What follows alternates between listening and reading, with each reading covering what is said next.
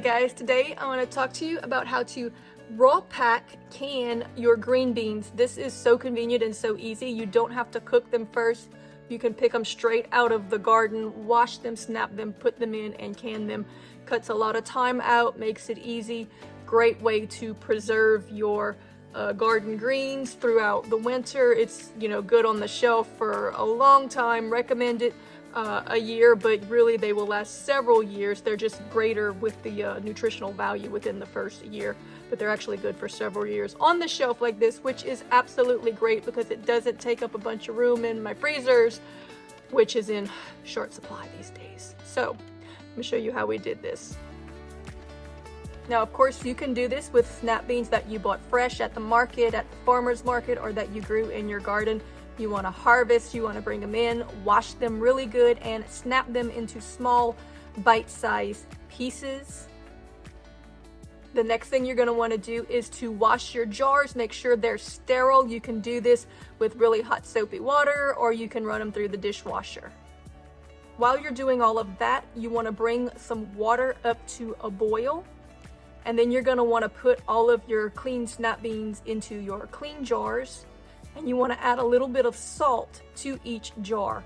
Now, depending on the size of your family, you can use pint jars or quart jars. You actually don't have to add any salt at all. It's not necessary for the preservation. It's just good for flavoring.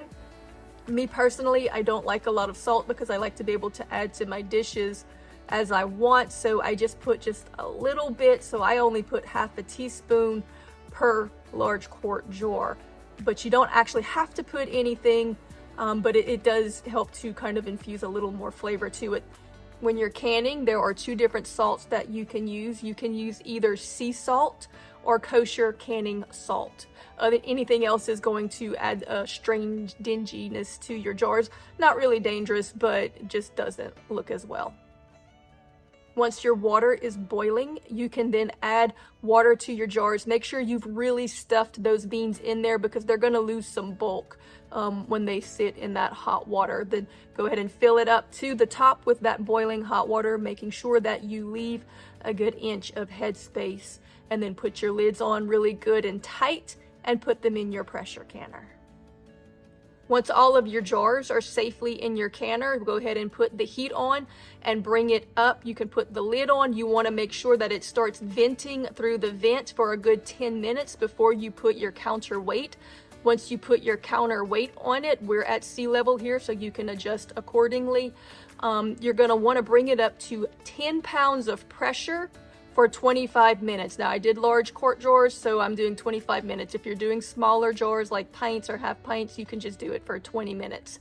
But you want to keep it at 10 pounds of pressure for 25 minutes. If it drops below that amount of pressure, start your timer over. It has to maintain 10 pounds of pressure at minimum for a minimum of 25 minutes. Once that's done, you can let it cool down, turn the heat off.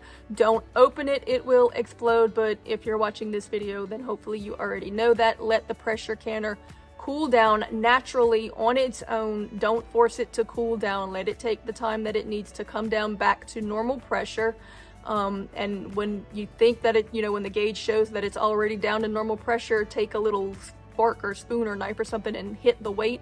If it hisses, give it more time. If it doesn't, with a mitt, go ahead and remove the weight toggle, and there's no steam coming out, so you can take your lid off. Take your jars out, put them on the counter. Don't move them. Let them sit for a good 12 hours. I just do it overnight and let them cool on their own. Do not put these directly onto your counter. Put a towel or a cutting board because they're extremely hot and can damage your counter. They're going to continue to cook even when you take them out because of the heat that's in the jars. So don't touch them with your hands. When you move them, use a jar lifting tool. Don't move them around, just set them on the counter and let them cool on their own for about 12 hours. Overnight is best. Once they're cooled, you're going to want to put a date on it so that you know when you canned it, and you can go ahead and eat your oldest stuff first so that you can cycle out with new things. Like I said, it's recommended to eat canned goods within the first year, but that's just best by. That means that it has this highest nutritional value within the first year of consumption. That doesn't mean that it's not any good after the first year. It will actually last quite a very long time. But you always want to try to eat, you know, what you harvested and canned that year, because you're going to get more next year and you want to put in new things. So it's important to put a date so that you know when you canned it, so that you know when you need to eat it, so that you can get it used up before you put in a new batch. So there you go. That is a very easy, effective way to store your garden green beans for the year. You can do it, you can try it, have fun, and enjoy it.